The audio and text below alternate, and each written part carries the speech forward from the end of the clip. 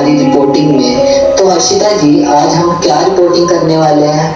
हिमांशु जी, क्या आपको पता है परमात्मा के दिए हुए इस शरीर में सबसे ज्यादा लापरवाही से अगर इंसान किसी चीज का इस्तेमाल करता है तो वो पता है क्या है? वो है जुबान।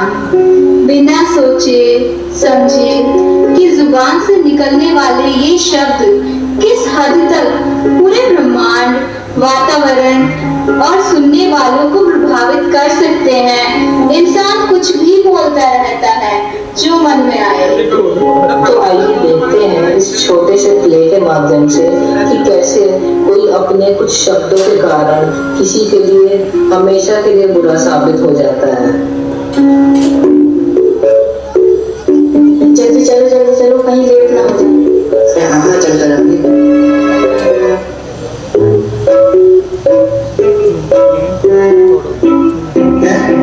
स्कूल में तो कोई भी नहीं है, कहीं आज छुट्टी तो नहीं है? अरे हाँ, लग तो ऐसे रहा है। अरे सामने देख, मैम आ रहे हैं।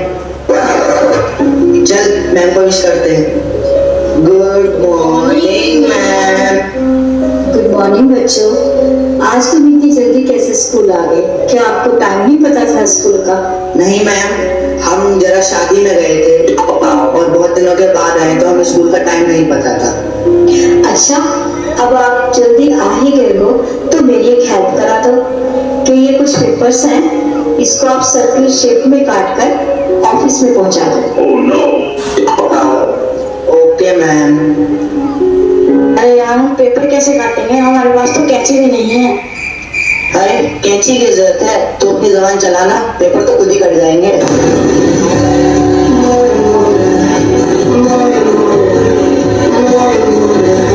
जुबान से पेपर कैसे कट सकते हैं? तेरी जुबान पे कैंची से कम थोड़ी है। Such beautiful childs, but इनकी बातें, oh God।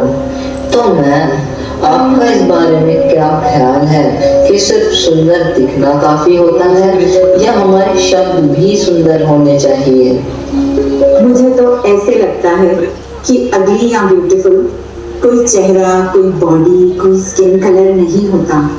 अगली या ब्यूटीफुल होती है हमारी नजरें, हमारी सोच, हमारे शब्द। कोई पतला है तो इतना पतला क्यों है? किसी की दूसरी भी बेटी हो गई तो ये कितनी बड़ी बात हो गई। अपना सारा काम छोड़कर कितना जरूरी है किसी और के पर्सनल मैटर्स को डिस्कस करना, दूसरों पर टिप्पणी करना। ये सब करने से अच्छा क्या ये नहीं होगा कि अपनी खुद की कमियों पे भी थोड़ी नजर दौड़ा ली जाए, जो शायद ध्यान ना देने के कारण बढ़ती ही चली जा रही हो। निरंतर ये मान है कितना, हम भी कम बोला करले।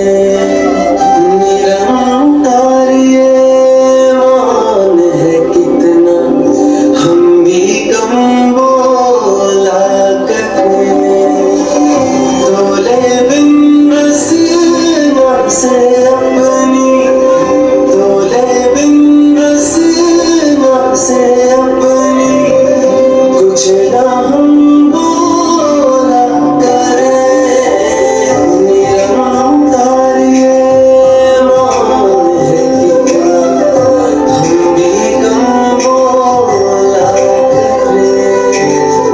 निरंतर ये मान है कितना, हम भी कम बोला करें। पता है हर्षिता जी, ये शब्द चाहे मीठी चाशनी में डूबे हो या कड़वे नीम में लिपटे, कैसे कई बार परछाई की तरह ता उम्र हमारा पीछा करते रहते हैं। जी बिल्कुल, हमारे बोले हुए ये अल्फाज सिर्फ इतनी ही दूरी तय नहीं करते जितनी दूर सुनने वाला इंसान बैठा होता है, बल्कि ये अल्फाज उनके कानों से होते हुए उनकी सबकॉन्शियस और सोच तक पहुंचकर उम्र भर की दूरी तय करते हैं। हाँ जी बिल्कुल, ये हमारी छोटी छोटी बातों से ही कभी कभी बड़े बड़े आर्ग्यूमेंट शुरू हो जाते हैं और वो बड़े बड़े आर्ग्यूमेंट्स आगे जाके क्या रूप ले लेते हैं, अखबारें भरी पड़ी हैं इन खबरों से।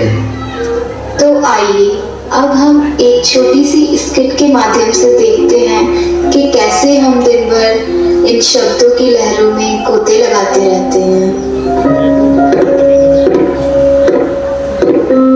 मम्मी, आप कहाँ हो? जरा इधर आओ। आपको पता है प्रशांत आज फिर पिक कर आया है। क्या? ऐसा क्या हुआ था? चुपचाप भाई, आज मत बता, आज प्लीज रहने दे। आज तो क्यों है? मम्मी, प्रशांत ने आज स्कूल में लड़ाई कर दी। इसने एक लड़के को आज कुछ गलत बोल दिया, तो उस लड़के ने वही बात इसे रिप्लाई में बोल दी, तो इसे बुरी लग गई और इसने उस लड़के को ऊंची आवाज में कुछ बोल दिया, तो वो लड़का हाथापाई होता रहा। फिर आपको पता है एक मिनट में उसने एकदम वक्त बदल दिया, जज्बात बदल दी। तो रेणु जी, आपका इस बारे में क्या ख्याल है कि किसी को कुछ बोलना जाए, एट द रिजल्टेंट हमको सेम बात सुनने को मिले, तो क्या हम उसको सुनना पसंद करेंगे? अपने लिए तू जो चाहता है सो औरों को देता जा, कहे हर देव सभी को सुख दे, तू भी सुख को लेता जा। इन लाइन्स से यही सीखा कि लेट्स मेक श्योर कि खुद को अच्छा जो नहीं लगता वो दूसरों को भी ना बोला जाए।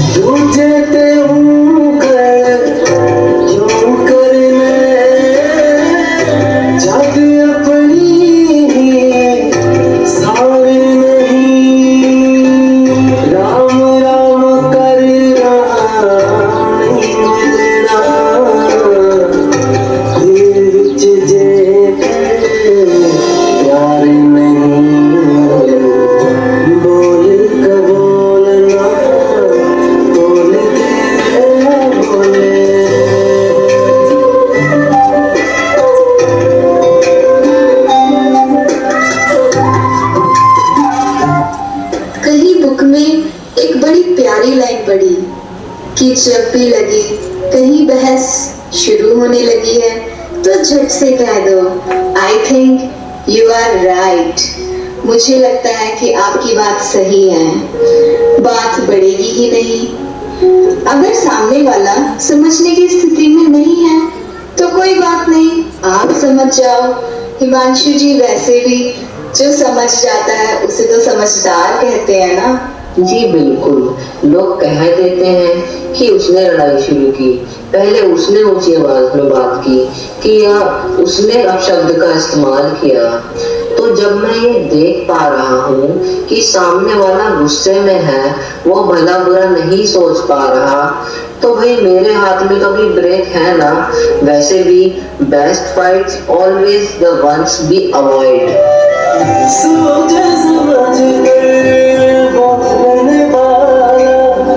शक्ति से भरपूर रहे, शक्ति से भरपूर रहे, बुद्धि से भी शुद्ध रहे वो, बुद्धि से भी शुद्ध रहे वो, राग द्वेष से दूर रहे, निरंकार ये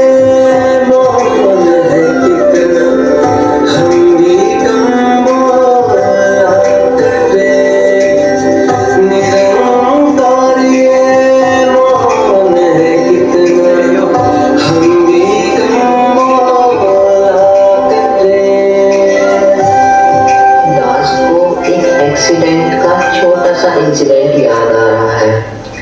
एक बार एक स्कूटी और बाइक की टक्कर हो गई। शुक्र है किसी को ज्यादा चोट नहीं आई। नजदीक जाने पे पता लगा कि बाइक जो एक बुजुर्ग व्यक्ति चला रहे थे, वो स्कूटी चलाने वाले युवक को बोलते हैं कि मैं दूर से देखता आ रहा था, तुम्हारा ध्यान रोड पे नहीं था, तुम साइड में देखते हुए गाड़ी चला रहे थे। तो इतने पे युवक बोलता है कि अगर आपको दिख रहा था कि मेरा ध्यान रोड पर नहीं है तो आपका ध्यान तो रोड पर ही था, आप ही अपनी बाइक साइड से निकाल के बचा लेते। तो कई बार इसी तरह हम किसी को अपने बारे में कुछ गलत बोलता पाते हैं तो एकदम से उल्टा जवाब पकड़ा देते हैं, लाइक अ सैवेज, बिना ये सोचे समझे कि हमारे चुप होने से, हमारे सहनशीलता अपनाने से ये बात अभी यहीं खत्म हो सकती है और लड़ाई झगड़ा भी टल सकता है।